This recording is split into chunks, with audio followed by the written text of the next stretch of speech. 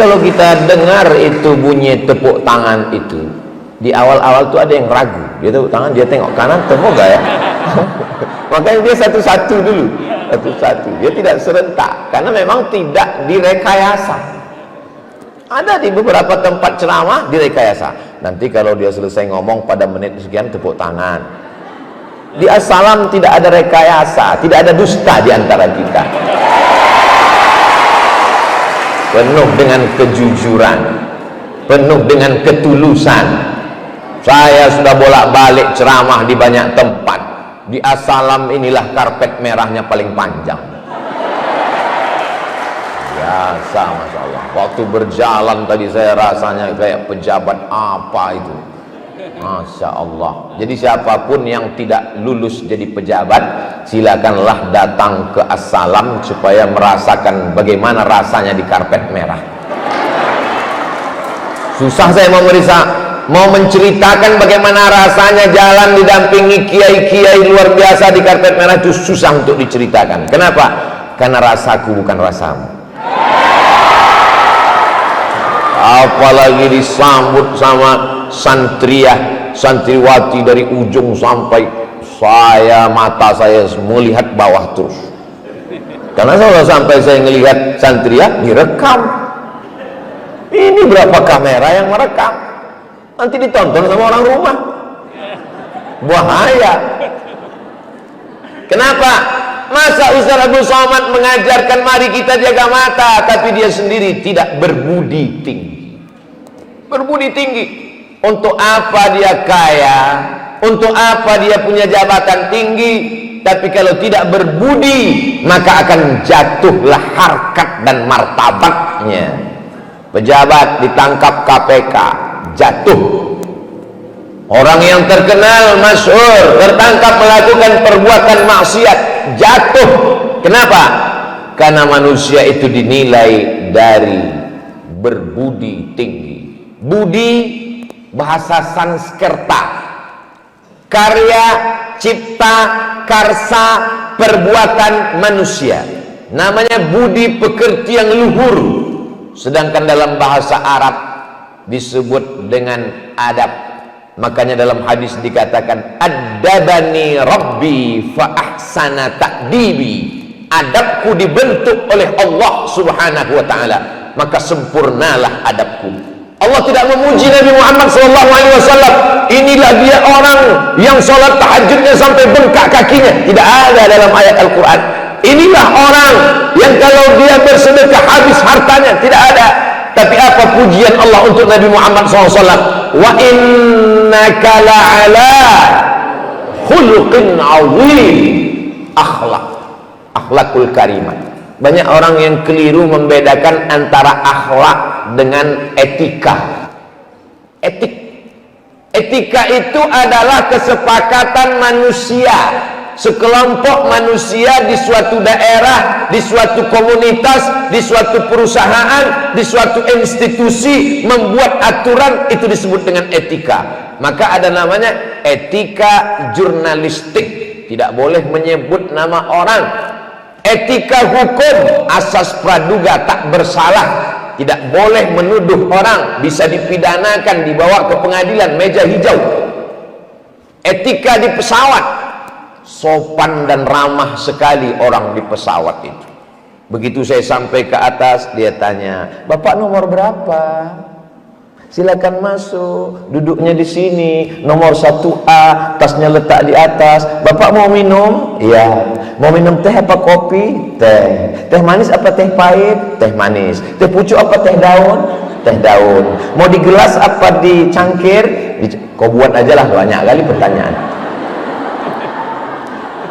Di pesawat dia begitu sopan, begitu santun, begitu baik, begitu ramah. Tapi begitu pesawat landing di Cengkareng, sama-sama turun dari pesawat, dia sudah tidak kenal lagi. Kenapa? Karena dia memang disuruh untuk ramah dan taat selama berada di atas pesawat. Setelah turun ke bawah, siapa lu siapa gua. Tapi akhlak tidak demikian. Akhlak ditanamkan dari mulai buka mata berakhlak sampai tutup mata berakhlak. Inilah yang dididik selama 6 tahun di As-Salam sampai akhirnya keluar menjadi kader-kader yang berbudi tinggi, berakhlakul karimah. Pakaiannya berakhlakul karimah, jilbabnya panjang, kepalanya pertama ditutup dengan kain, nama kain penutupnya khimar, bukan himar. Himar keledai, pakai titik. Bahasa Arab salah titik bahaya. Ada orang ahli tabib, ditulis di bukunya sudah lama tua, tertulis di situ sebetulnya aslinya tulisannya al-habbatus sauda, biji-bijian hitam datang rayap, digigitnya titik ba jadi 2, al-hayyatus sauda, ular hitam mati. Hati-hati dengan titik. Maka dia pakai khimar, pakai khok, ditutup dulu rambutnya pakai khimar. Setelah rambutnya tertutup baru dipakai dengan jilbab, jamaknya jalabib, kain yang menutup dari ujung rambut sampai ke ujung kaki. Ya ayyuhan nabi, wahai Muhammad sallallahu alaihi wasallam, qul li azwajika, katakan kepada istri, wa banatika, anak perempuanmu, wa nisa'il mu'minin, perempuan-perempuan yang beriman, yudnina alaihinna min jalabibihin, hendaklah mereka memanjangkan jilbab. Dulu kainnya cuma sampai betis, lehernya tidak tertutup. Panjangkan jilbabmu sampai lehermu tertutup, panjangkan jilbabmu sampai betis kakimu tertutup. Rambutnya tertutup, lehernya tertutup, betisnya tertutup, kelasnya tertutup, pesantrennya tertutup, tapi hatinya terbuka untuk siapapun yang mengajarkan ilmu pengetahuannya. Ketika saya ceramah di Malaysia, ada seorang jamaah bertanya, saya mau ketemu dengan emak, mother, ibu Ustadz Abdul Somad. Loh, yang ceramah kan saya, kok mau ketemu dengan ibu saya? Karena Ustadz adalah hasil dari didikannya. Jadi seorang ibu akan mendidik para alim ulama, cendekiawan muslim, para pejabat di masa akan datang. Dari kalian al-madrasatul ula, madrasah yang pertama yang mendidik, yang membesarkan anak-anak. Inilah. Oh, jadi maksud Ustadz kami jadi ibu rumah tangga. Jadi apapun kalian, kalian tetaplah akan menjadi ibu yang akan melahirkan anak-anak, insya Allah. Jadi dosen, dia tetap punya anak. Jadi polisi, polwan, dia tetap punya anak. Jadi guru TK, dia tetap punya anak. Tidak boleh kalian berkata, saya tidak mau punya anak, saya mau mengadopsi saja. Tidak. Karena salah satu cara untuk merusak umat adalah dengan merusak perempuan. An-nisa imadul bilad, perempuan tiang negeri. Indonesia ini tiangnya perempuan. Idza salahatil bilad, kalau perempuan ini baik, maka insya Allah anak-anak kita akan menjadi baik. Salah satu yang memperbaiki bangsa ini dengan mendidik anak-anak perempuannya. Anak perempuan tamat pesantren dalam keadaan mengandung anak, pagi-pagi dia solawatkan anaknya, dia bacakan Al-Quran kepada anaknya, dia susukan anaknya karena dia tahu bahwa dalam Islam ada hak anak. Ketika dia pulang, dia gendong anaknya. Hari ini banyak anak-anak tidak lagi sayang kepada ibu, tapi dia sayang kepada kaleng karena anaknya minum susu. Masih syukur, masih ada anak sayang kambing karena dia minum susu. Dia nggak panggil ummi lagi, mbe. Berpikiran bebas. Rambutnya memang tertutup, bajunya memang tertutup, lingkungannya memang tertutup, tapi pikirannya bebas sejauh mata memandang, terbang. Tapi dia tahu kemana dia akan pulang membangun negerinya, menjadikan Indonesia baldatun thayyibatun wa rabbun ghafur. Kalau dia diajak bicara tentang sekularisme, paham, tentang liberalisme, paham, tentang ateisme, paham, tentang aliran-aliran pemikiran modern, ngerti. Diajak bicara tentang mazhab-mazhab dalam aliran-aliran Islam, ngerti.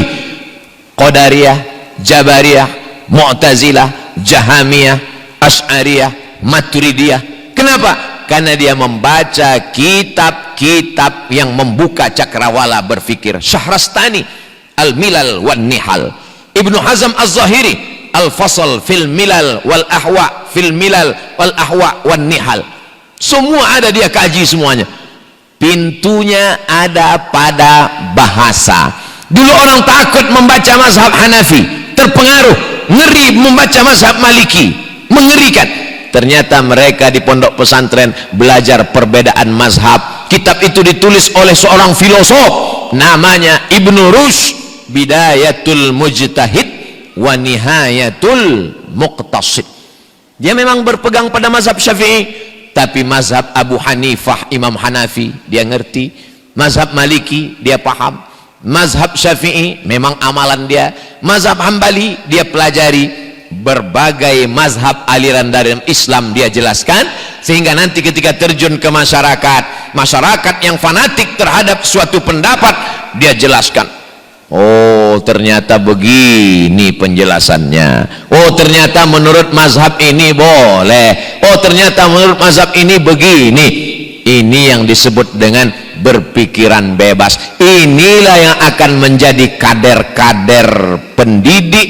Kalau dia kebetulan bakatnya menjadi pendidik, jadi ustadz, menjadi profesor, dia akan menjadi dokter spesialis, dia akan masuk jadi polwan, polisi, dia bisa juga berkarir jadi tentara, jadi apapun dia mau. Saya tidak paksa anak-anak saya, santri-santri untuk mengikut seperti saya.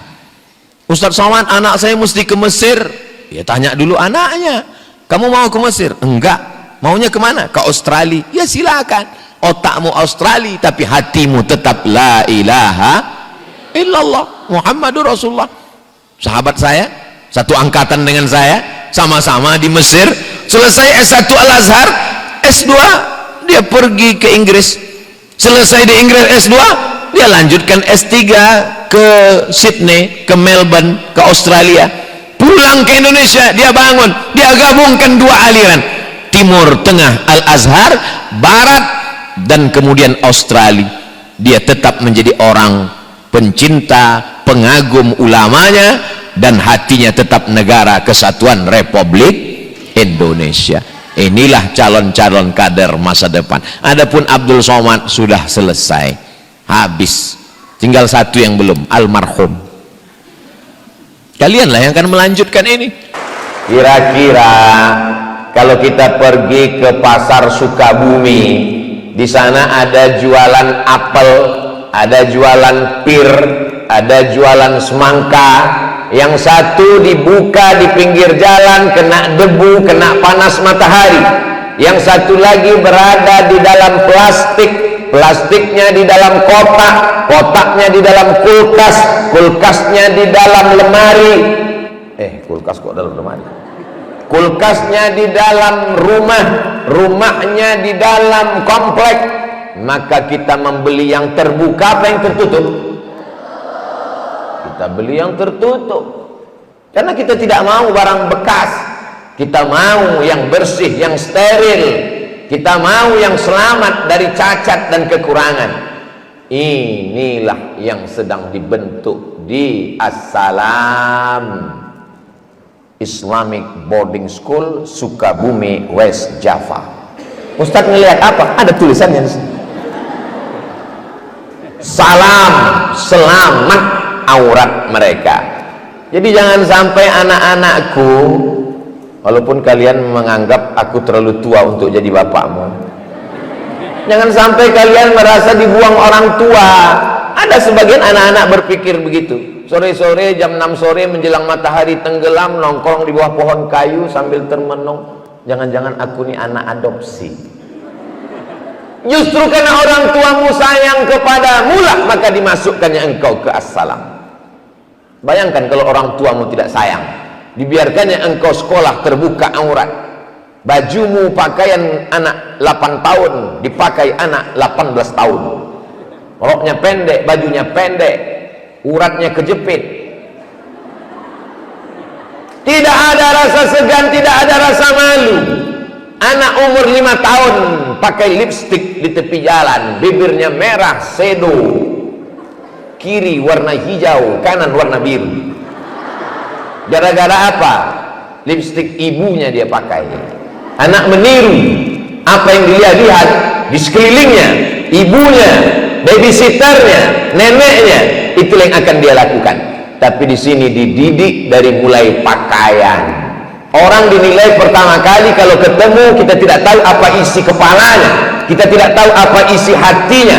Yang kita lihat pertama adalah pakaiannya. Coba kita lihat kiai-kiai kita, rapi, pakai kemeja di dalam, pakai koko, pakai jas. Coba lihat ustazah-ustazah kita, rapi, bersih.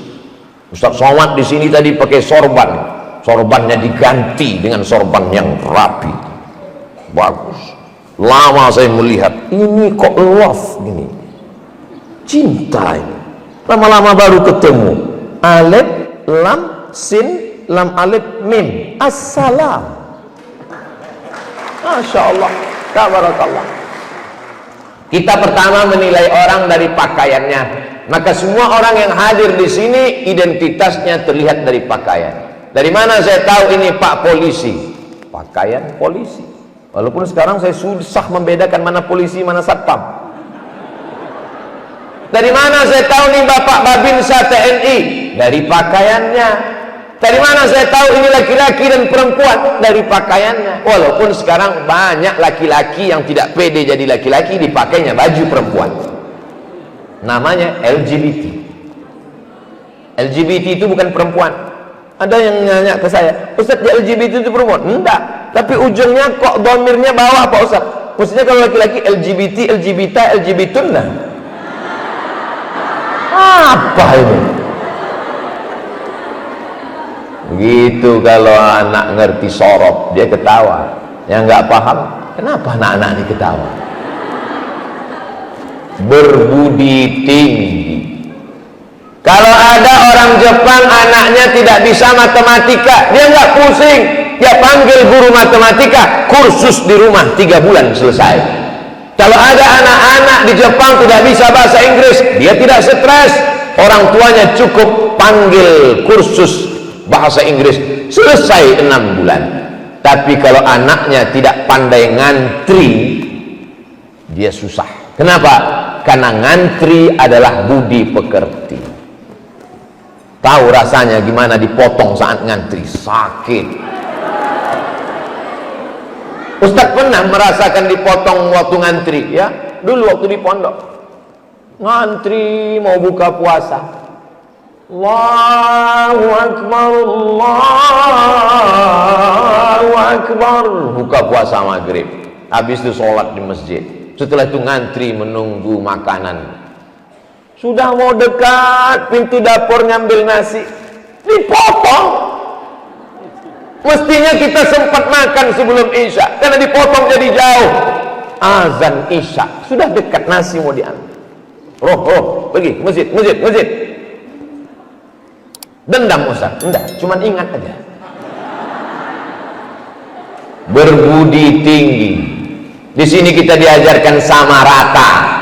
Saya tidak tahu di antara anak-anakku ini mana yang anak pejabat, mana yang anak orang kaya, mana yang anak rakyat jelata, mana anak diplomat, mana yang anak penjual tomat. Semuanya sama, pelayanannya sama, bajunya sama. Jangan kalian sombong menjadi anak orang kaya, karena yang kaya itu bapakmu. Jangan kau bangga jadi anak pejabat, karena yang pejabat itu ibu. Sedangkan engkau adalah anak yang belum tentu nasibnya di masa akan datang. Hari berganti, musim berubah. Jangan sepelekan teman-temanmu. Suatu ketika saya sedang jalan-jalan, di tengah perjalanan perut lapar, mampir ke rumah makan. Sampai di tempat makan saya pun makan. Rasanya yummy. Tak berapa lama saya ketemu dengan seseorang, wajahnya tidak asing. Saya teringat, oh ini teman saya dulu. Kamu teman saya? Iya, ayo makan sama saya. Ayo makan. Saya ajak dia makan, dia pun makan bersama saya. Selesai, lama kita nggak ketemu ya. Sejak kapan? Sejak kita selesai sekolah tahun 1996. 1996 saya tamat. SMA Aliyah. Kalian waktu itu sedang berselancar di alam maya. Lama kita nggak ketemu sejak 96 ya. Lalu kemudian kita teruskan makan, ngobrol. Jangan pikirkan masalah bayar, saya yang bayar, saya bilang. Iya, insya Allah. Selesai itu saya pun pergi ke tempat bayar, kasir. Berapa semuanya makan? Kasirnya senyum. Berapa mbak? Kenapa? Makanannya sudah dibayar oleh orang yang duduk dengan bapak tadi. Dia yang bayar. Iya, tapi dia nggak ada suruh bayar. Karena rumah makan ini punya dia. Ternyata teman saya sekolah dulu. Saya tanya, gimana ceritanya kamu punya rumah makan besar seperti ini? Kita dulu satu kelas, Mat. Waktu kau pergi kuliah, aku tidak kuliah. Bapakku meninggal, aku anak yatim. Ibuku tidak mampu. Tapi terus aku berusaha bisnis. Dan sekarang aku menjadi salah satu orang yang punya wisata kuliner. Kita tidak tahu nasib orang. Hari ini kita sepelekan dia, hari ini kita ejek dia, kita bully dia. Hari berganti, musim berubah. Ternyata dia hebat, mobilnya mahal, karyawannya dia bawa pergi umroh. Itu mobil kamu? Iya. Mahal sekali. Punya tuyul berapa? Kayak dia. Akhirnya saya tanya, kenapa kamu baik dengan saya? Kenapa kamu respon saya? Apa kata dia? Kau dulu waktu di kelas baik, Mat. Coba kalau dulu saya sombong sama dia, saya ejek dia, saya bully dia, pasti bayar waktu itu kan. Ini pentingnya kita jangan meremehkan teman.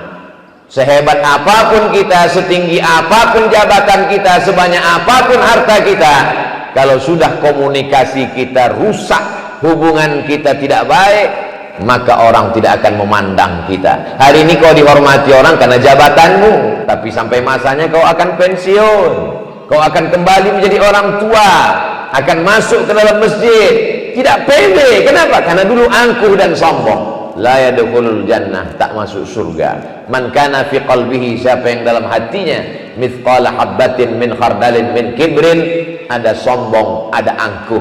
Di pesantren Assalam, keegoan, kesombongan, keangkuhan dikikis karena status kita sama di pondok pesantren. Ustaz kok bisa ngomong begitu? Saya merasakan itu di pesantren. Emang Ustaz pernah di pesantren? Ya. Berapa lama? Jangan tanya. Di pesantren kita dididik untuk siap dihukum. Man du'iya ismuhu al-asma al-maktubah fi hadhihi al-waraqah, nama-nama yang tertulis di kertas ini, falyahduru ila qismil lughatil arabiyyah ba'da salatil maghribi fawran. Begitu dibacakan habis sholat maghrib, itu detak jantung sudah tidak normal lagi. Sebelum maghrib jantung,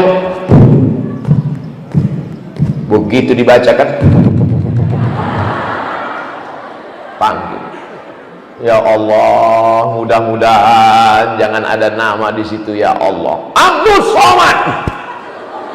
Panggil, menghadap ke Qismul Lughah. Itu Rais Qismul Lughah sudah siap batang sapu. Zaman kalian enak, anak-anakku. Kalian sekarang dilindungi oleh Komisi Perlindungan Anak. Zaman saya, Komisi Perlindungan Anak belum lahir.